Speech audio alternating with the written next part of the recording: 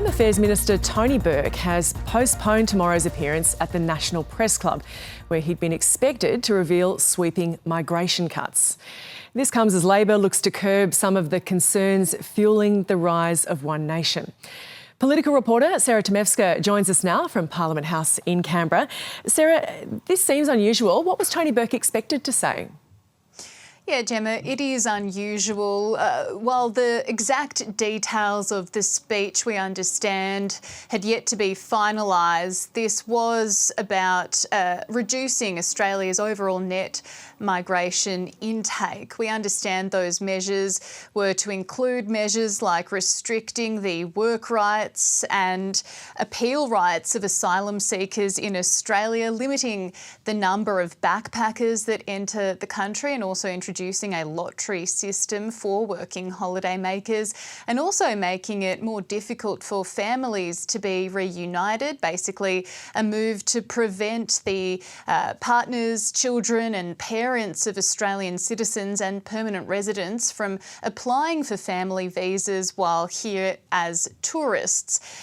There's also been some other measures that have been introduced in the last month more quietly, an increase to visa application fees and also a directive to prioritise the visa applications of skilled migrants who are already in Australia. All of this coming, of course, amid the backdrop of a rising perception in some parts of the community that the government has lost control of Australia's migration system, that the intake is too high. And of course, that's been coupled with rising political pressure from not only the coalition, but also One Nation. Both those parties have vowed to significantly reduce Australia's intake. Now, we have heard from the Home Affairs Minister's office this morning saying that the speech he was supposed to give tomorrow will deal with the migration system as a whole, but it became clear yesterday that some elements would not be finalised in time, and that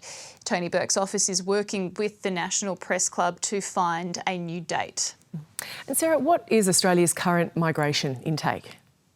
Look, the net overseas migration intake for the last year was 305,000 people. That is still above the forecast that Treasury had estimated, but it's a significant reduction from the post-COVID record high of more than 500,000 people.